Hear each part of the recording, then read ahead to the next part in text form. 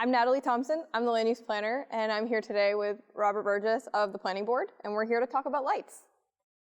Thank you, Natalie. We've got on display here a couple different lights of the same lumen output, but a different color temperature. On my right, you can see a much more yellow light, which is putting out 800 lumens at a color temperature of 2,700 degrees Kelvin. And on the far left, a similar output of 800 lumens, but the color temperature is 5,000 Kelvin, which is more akin to daylight. What we're recommending around town and for residential use is to use lighting that has a warmer color temperature, because in doing so, that has much less blue in its spectrum, and blue scatters in its environment, and it creates more glare and is also more disruptive to habitats and even to human health at some levels. So you mentioned lumens. Will you tell me more about that? Yeah, lumens is really a measure of light output. We used to be comfortable with how much wattage a particular incandescent light bulb produced. But really what we were looking for was the amount of lumen output, which is a measure of the light hitting a surface.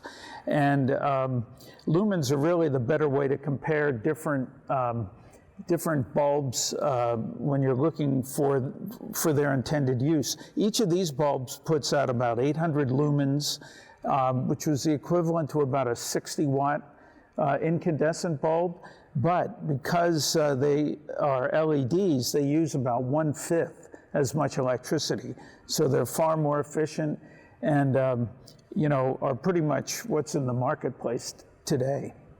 So how would I find out the information about a light bulb?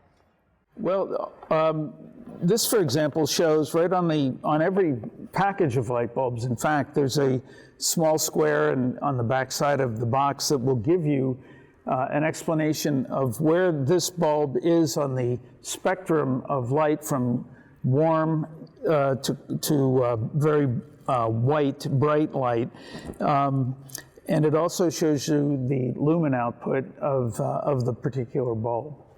And I would say, if you're using it for an internal lamp lighting a living room, or a space where the family is going to be a warmer color temperature, much like the old soft white bulbs would be recommended, which would have a lower Kelvin number associated with it at, say, 2,700.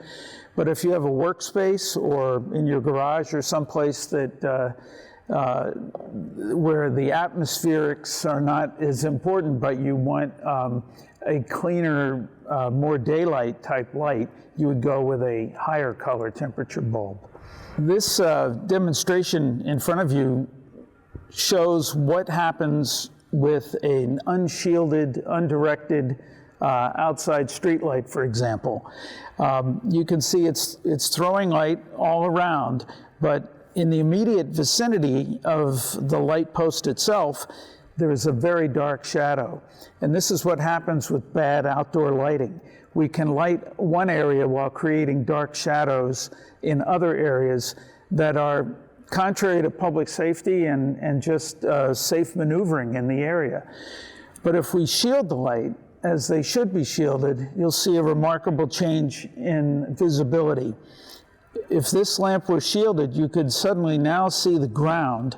You could see that there was actually an individual represented by this little stick of chapstick, and someone in that vicinity would be able to see where they were going. They would be able to see if there were other people around them, and dark shadows would be eliminated. And that's what we're trying to achieve with properly shielded lighting. So do you have any suggestions on how to reduce light pollution? Yeah, there's a group called the International Dark Sky Association that has been around for 25 years or so, that certifies dark sky places and encourages municipalities and individuals to take simple steps that can help reduce outdoor light pollution. First is to light only what you need lit. Only when you need it lit, no brighter than necessary. Using a warmer color temperature lamp, as we've described previously, and fully shielded, as we've demonstrated with a fixture like this, so that the light goes down to the ground.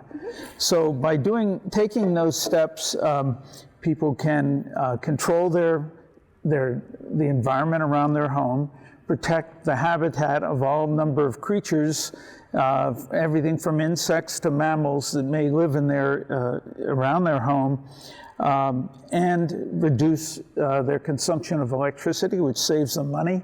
I mean, there's really nothing not to like about this.